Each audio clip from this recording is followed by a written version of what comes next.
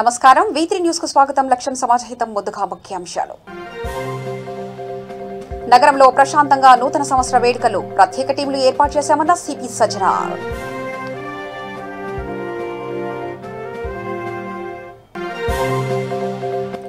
రంగారెడ్డి జిల్లాలో drunk and drive తనిఖీలు. 10 బైకులు 5 కార్లను సీజ్ చేసిన పోలీసులు.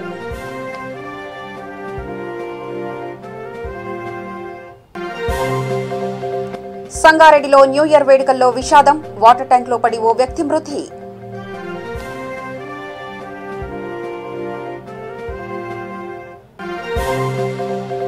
జూబ్లీహిల్స్ లో యువకులు హల్చల్. మద్యం మత్తులో వాహనదారులపై దాడి.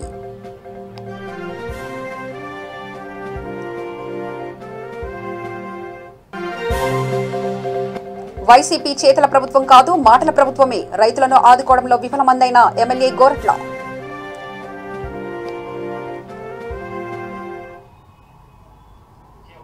సైబరాబాద్ పోలీస్ కమిషనరేట్ పరిధిలో ప్రశాంతమైన వాతావరణం. నూతన సంవత్సర వేడుకలు జరుగుతున్నాయని సైబరాబాద్ పోలీస్ కమిషనర్ సజ్జనార్ చెప్పారు. Kukatpally KPHB traffic police station పరిధిలో డ్రంక్ అండ్ డ్రైవ్ నిర్వహించారు. సైబరాబాద్ పోలీస్ కమిషనరేట్ పరిధిలో 200 మందితో ప్రత్యేక టీంలు ఏర్పాటు చేసి drunk and drive, triple riding, rash driving కేసులు పెట్టడం జరుగుతుందని, ఇప్పటి వరకు 336 కేసులు నమోదు చేయగా గత సంవత్సరం 900 కేసులు నమోదయ్యాయని సిపి సజ్జనార్ తెలిపారు. ఎక్కడా అవాంఛనీయ సంఘటనలు జరగకుండా ప్రత్యేక పోలీసు బందోబస్తు ఏర్పాటు చేశామన్నారు.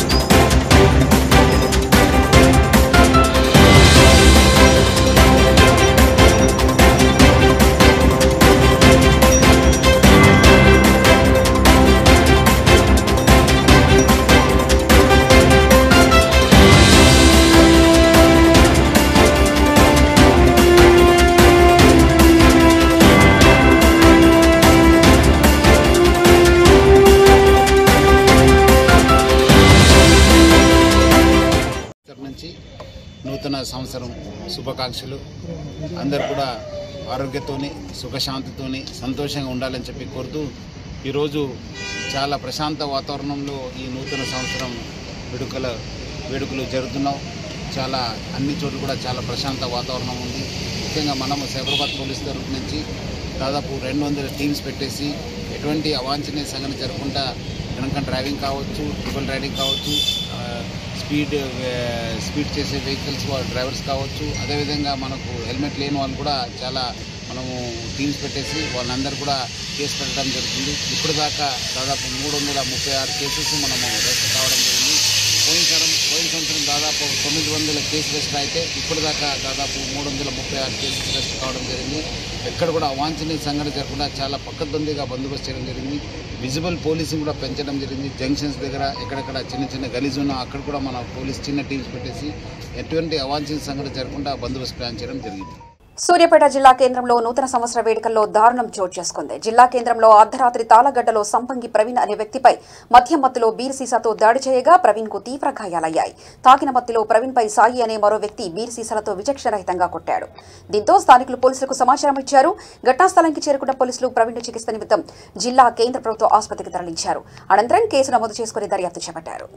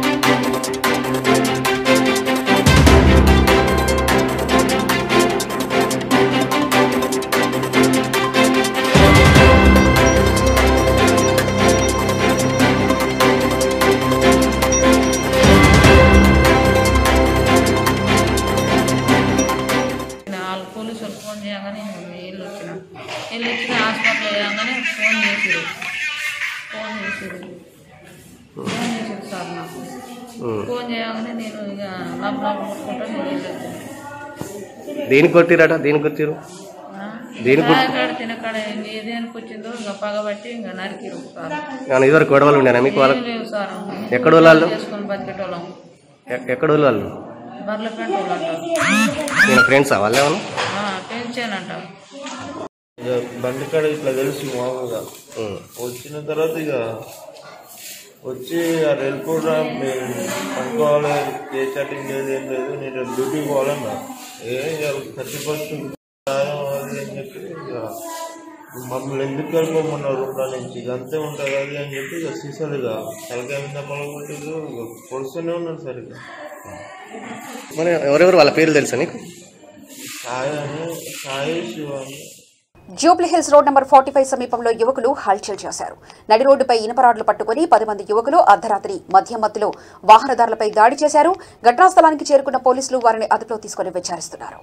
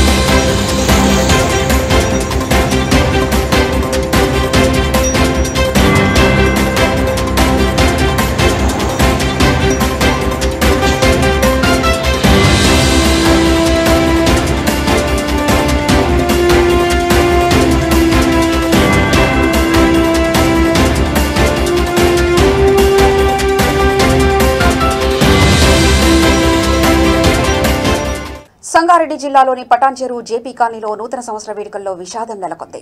సింటెక్స్ ట్యాంకులో పడి సాయి కాలనీకి చెందిన భవానీ ప్రసాద్ అనే ఇంటర్ విద్యార్థి మృతి చెందాడు. దీంతో ఆ ప్రాంతంలో విషాద ఛాయలు అలముకున్నాయి. సమాచారం అందిన వెంటనే పోలీసులు అక్కడి చేరుకుని మృతదేహాన్ని స్వాధీనం చేసుకున్నారు. కేసు నమోదు చేసి దర్యాప్తు చేపట్టారు.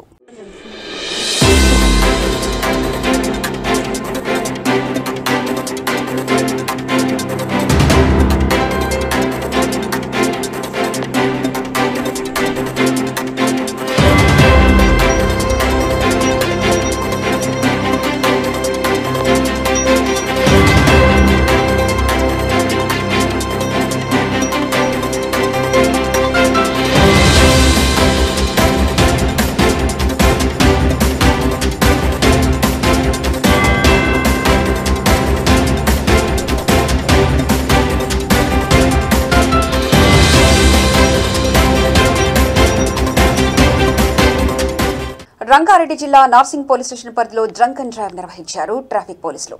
దాదాపు 10 బైకులు 5 కార్లను సీజ్ చేశారు. న్యూ ఇయర్ వేడుకల్లో మద్యం సేవించి డ్రైవింగ్ చేయవద్దని తెలిపారు.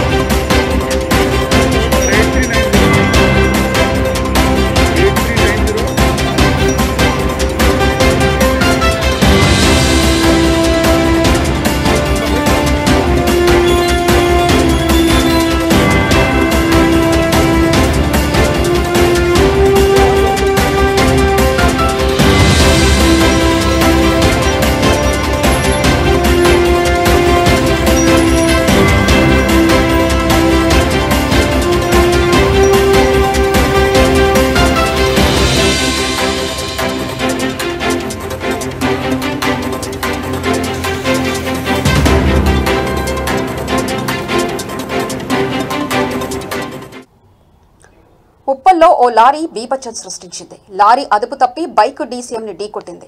ఈ ఘటనలో ఒకరు అక్కడికక్కడే మృతి చెందారు. మరో 4 గాయపడ్డారు.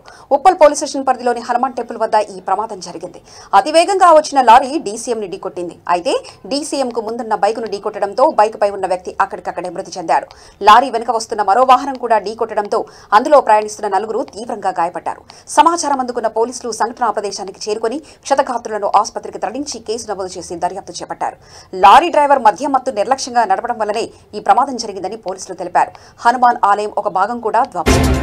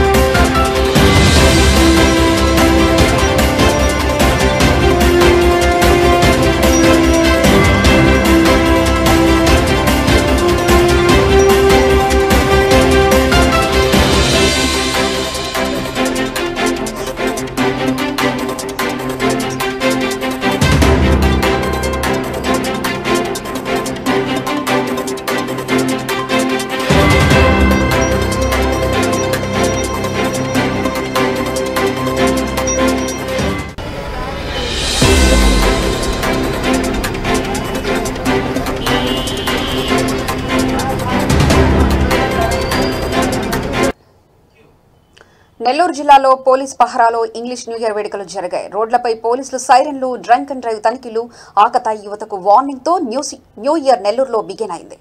నెల్లూరులోని డీఎస్పీలు, సీఐలు, ఎస్ఐలు రోడ్లపైకి వచ్చి డ్యూటీలు చేశారు. అయినా చాలా చోట్ల ర్యాష్ డ్రైవింగ్, రోడ్లపై కేకలతో యువత హంగామా చేసింది.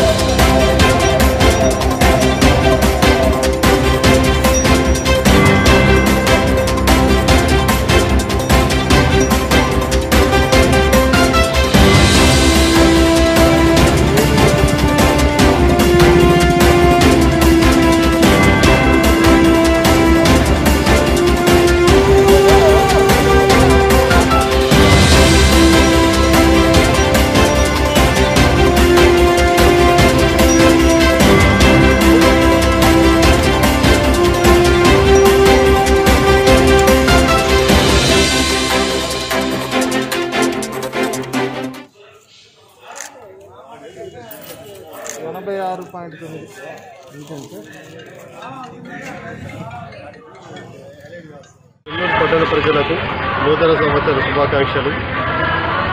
కోవిడ్ నేపథ్యంలో ఈ సంవత్సరం నూతన సంవత్సర వేడుకలను ప్రతి ఒక్కరూ కూడా వాళ్ళ కుటుంబ సభ్యులతో వారి ఇళ్లలోనే వేడుకలు చేసుకోవాలి. ఎవరూ కూడా రోడ్లపైకి రాకూడదు.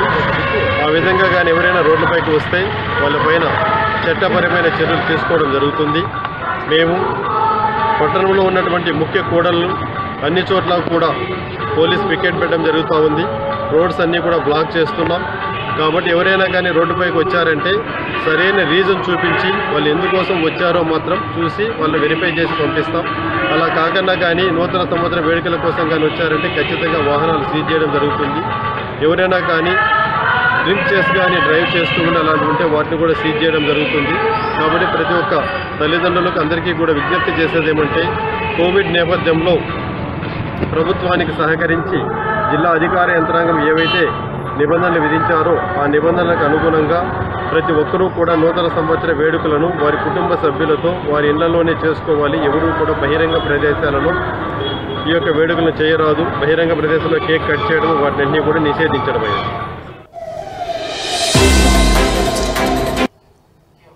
వైసీపీ చేతల ప్రభుత్వం కాదని మాటల ప్రభుత్వమేనని ఎమ్మెల్యే గోరట్ల బుచ్చే చౌదరి ఆరోపించారు.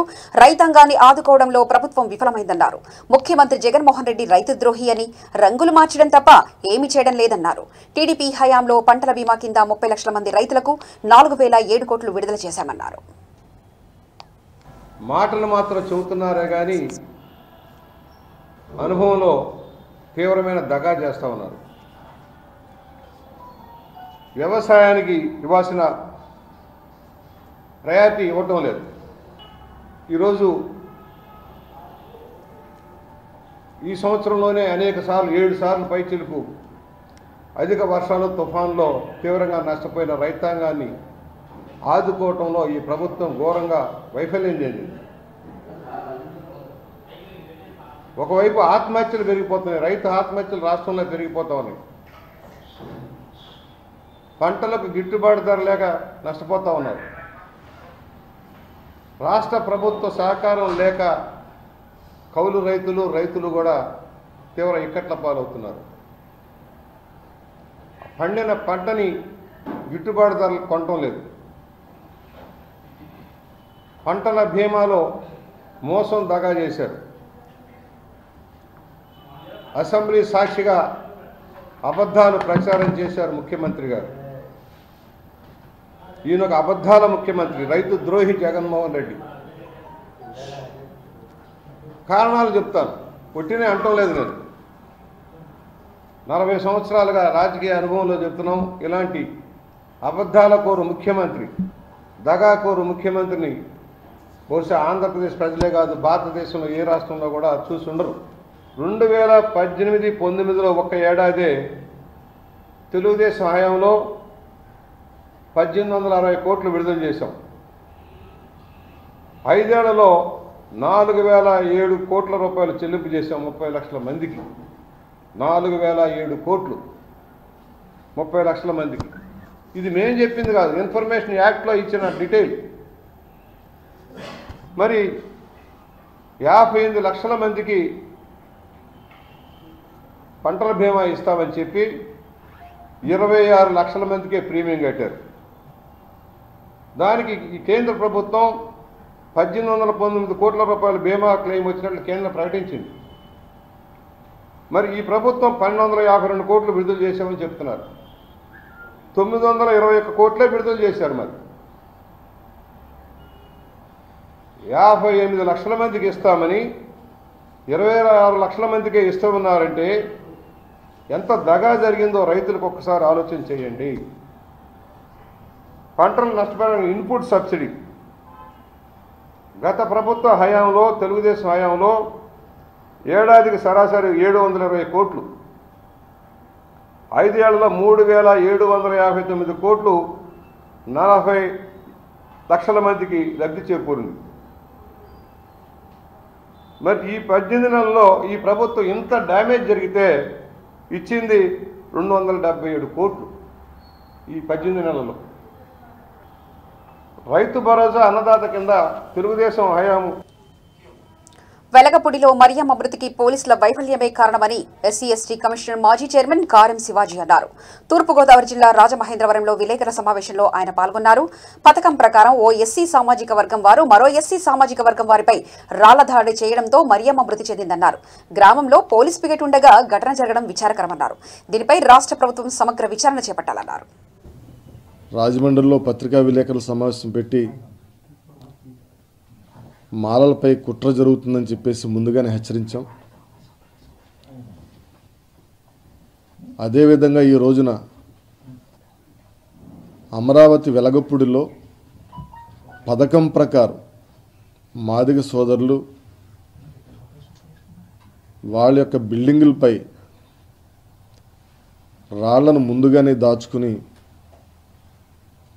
నిరాయుధులైనటువంటి మాలలపై దాడి చేసి మరియమ్మ మరణానికి కారణమవడం పట్ల మేము తీవ్రంగా ఖండిస్తున్నాం. ఇది చాలా దుర్మార్గమైన చర్య. సహోదర భావంతో కలిసిమెలిసి అంబేద్కర్ భావాజలంతో ముందుకు పోవలసిన రెండు వర్గాలు ఈ రోజున పరస్పర దాడులు చేసుకునే స్థితికి రాజకీయ నాయకులు కారణమయ్యారంటే చాలా దురదృష్టకరం. ఆ గ్రామంలో పోలీస్ పికెటింగ్ ఉండగానే ఈ దాడి జరిగిందంటే చాలా విచారకరం, చాలా అసహనం కూడా వ్యక్తం చేస్తున్నాం. ఎందుచేతనంటే ఇది పూర్తిగా పోలీసుల వైఫల్యమే. ముఖ్యంగా ఈ రోజున మరియమ్మ చనిపోయిన మాల సోదరులు ఇచ్చిన కంప్లైంట్ మీద కేవలం 36 మంది మీద కేసు కడితే మళ్ళా కౌంటర్ కేసు కింద మాదిగలు కంప్లైంట్ ఇస్తే మాలలపై 56 మంది మీద కేసు కట్టడం చాలా దుర్మార్గమైన చర్య అని చెప్పేసి ఈ సందర్భంగా తీవ్రంగా ఖండిస్తున్నాం. ఒక పక్కన చనిపోయి అందరూ విచారకరంగా ఉంటే మళ్ళా కౌంటర్ కేసు కూడా కట్టి ఇబ్బంది పెట్టడం పట్ల నిజంగా ఇది ఆంధ్రప్రదేశ్లోని యావత్ మాల జాతి కూడా ఆందోళన వ్యక్తం చేస్తున్నారు. రాష్ట్ర ప్రభుత్వం వెంటనే దీనిపై సమగ్ర విచారణ జరిపించాలి. దీని రాజకీయ కోణంలో కాకుండా సామాజిక కోణంలో విచారణ జరిపించి దోషులందరినీ కూడా కఠినంగా శిక్షించాలని చెప్పేసి కూడా మేము తెలియజేస్తున్నాం. మరియమ్మ కుటుంబంలో ఒకరికి ప్రభుత్వ ఉద్యోగం కల్పించి 5 ఎకరాల భూమిని కూడా ఇవ్వాలని చెప్పేసి కూడా మేము రాష్ట్ర ప్రభుత్వానికి ముఖ్యమంత్రి గారికి నివేదిక ఇవ్వబోతున్నాం. మరి ముఖ్యంగా ఏదైతే ఈ రోజున దళిత వర్గాలు రాష్ట్రంలో ఐకమత్యంగా ఉండడానికి రాజకీయ నాయకులందరూ కూడా కృషి చేయాలి తప్పించి వర్గభేదాలు. ఏపీ హైకోర్టు న్యాయమూర్తిగా పదవీ విరమణ పొందిన జస్టిస్ రాకేష్ కుమార్ కు రాజధాని ప్రాంత మహిళలు, రైతులు ఘనంగా వీడ్కోలు పలికారు. ఆయన వెళ్తున్న మార్గంలో సీడ్ యాక్సెస్ రోడ్డు వద్దకు పెద్ద ఎత్తున చేరుకున్నారు. సీడ్ యాక్సెస్ రోడ్డు పొడవునా మహిళలు జస్టిస్ రాకేష్ కుమార్ కు నమస్కరిస్తూ వీడ్కోలు పలికారు. న్యాయాన్ని కాపాడుతూ అమరావతి రైతులకు జస్టిస్ రాకేష్ కుమార్ మద్దతుగా నిలిచారని మహిళలు కొనియాడారు. రాకేష్ కుమార్ 2019 నవంబర్ 8న ఏపీ హైకోర్టు న్యాయమూర్తిగా బాధ్యతలు చేపట్టారు.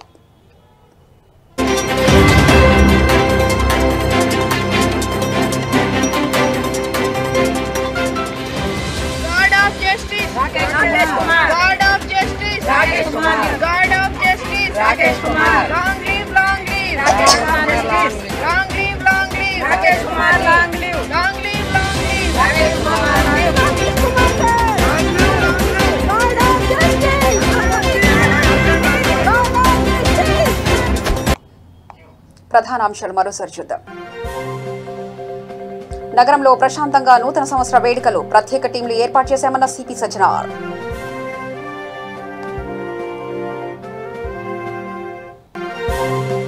రంగారెడ్డి జిల్లాలో డ్రంక్ అండ్ డ్రైవ్ తనిఖీలు, 10 బైకులు 5 కార్లను సీజ్ చేసిన పోలీసులు.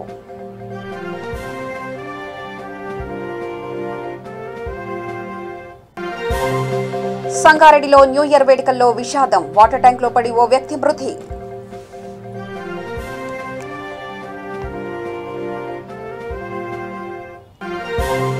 జూబ్లీహిల్స్ లో యువకులు హల్చల్, మధ్యమత్తులో వాహనదారులపై దాడి.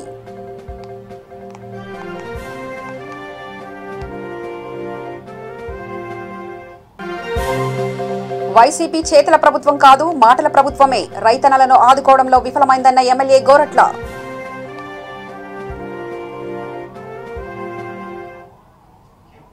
సమగ్ర సమాచార శ్రవంతికై చూస్తూనే ఉండండి. V3 న్యూస్, లక్ష్యం సమాజహితం.